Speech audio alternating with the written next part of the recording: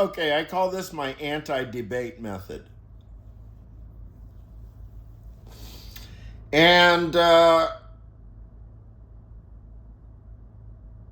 say it's almost roughly something like the inverse of the conceptual suffocation method.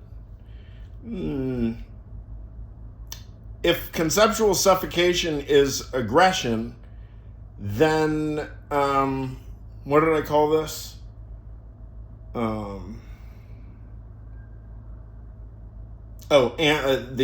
anti-debate is passive. So the method of anti-debate is couldn't be more simple. It's that of learning. So if if we are facing off for debate, and let's say that you are the big bad philosopher and I'm the layperson, and you say, well, what is your theory of metaphysical dispositions, Dimitri? Now, if I were, let's say, Stephen Miller, I don't know what I would do. I would sweat, maybe I would yell, stall for time, end the meeting, I don't know. I doubt Stephen Miller has a theory of metaphysical dispositions. So, anyway. So somebody throws at me an impossible question. Let's say Feynman says, okay, Dimitri, you're such a smartass. Why don't you tell me about my third postulate of quantum electrodynamics? I don't even know if there is a third postulate. Right?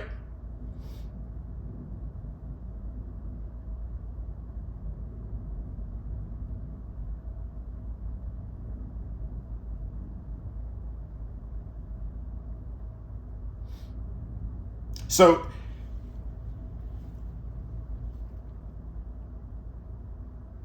in order for me to have the debate, we have to make sure that we have the same base of knowledge. So really, once somebody shows me up for not knowing jack shit about quantum electrodynamics, then I'll just say, oh, okay, well, then that means what? Should we press pause and go drink a couple of beers and become friends?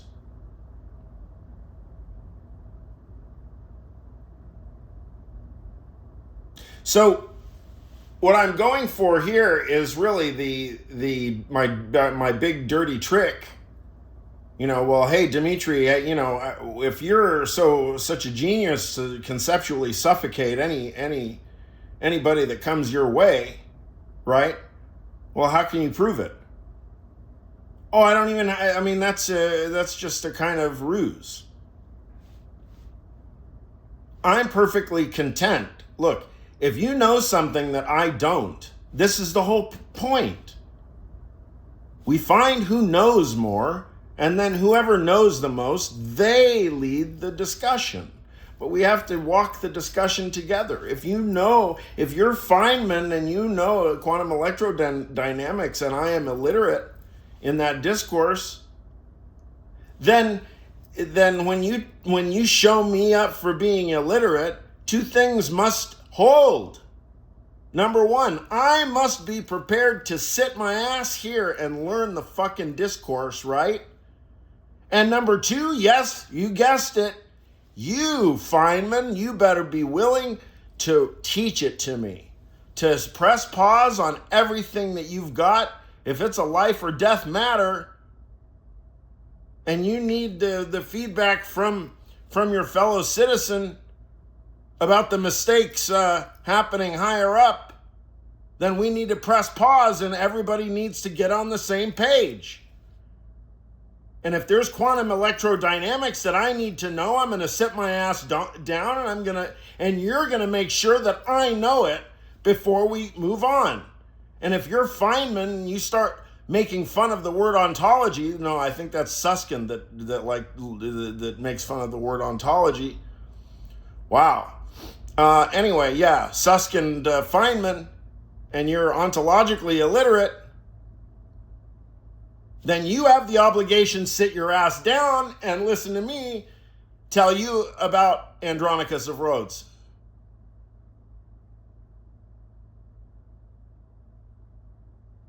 Good faith is a two-way street. Teaching and learning is perfectly interchangeable from a structural positional description. Whether it's I have been wounded, I am Laoban, I have been wounded, or whether you're whoever Lingens and you say, aha, Laoban has been wounded, the object of inquiry is the same. You have modes of presentation.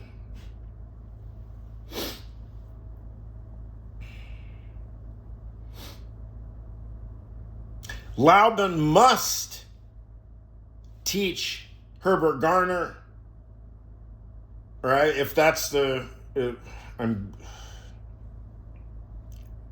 one of my favorite examples of the whole lot.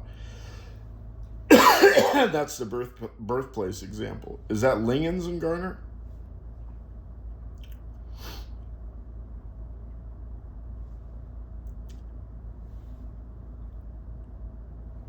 You can conceptually suffocate your opponent. You'll make them have a physiological event. They'll either have to leave the room or they'll make an ass out of themselves. Or if the mistake is yours and you've walked into an area of specialization, you've misjudged, all you have to do is just sit your ass down and say, wow, my God, I've come to the source. Teach me. Oh, guru, teach me. I am all ears. I have nothing but time for you. The obligation is theirs to teach you whatever quantum electrodynamics or metaphysical philosophical ontology you lack. Right?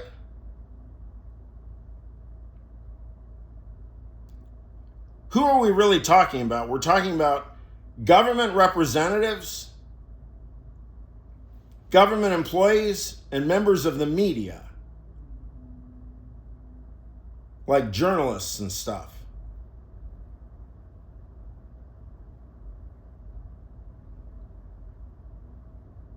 Those are the thought leaders, people. I mean, those are the people that we're bitching and moaning about, right? Journalists, in no particular order, right? Politicians and journalists, those two. And then probably, well, billionaires. I don't know which goes, probably the billionaires are the first.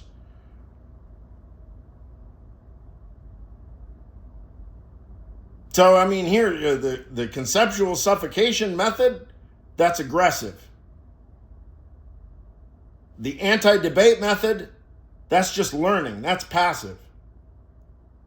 Still, courage is required. You have to be willing to create rifts, active rifts between you and other people. The whole point is to expose the foundationlessness and illiteracy of those who have no business being near civics or government right now.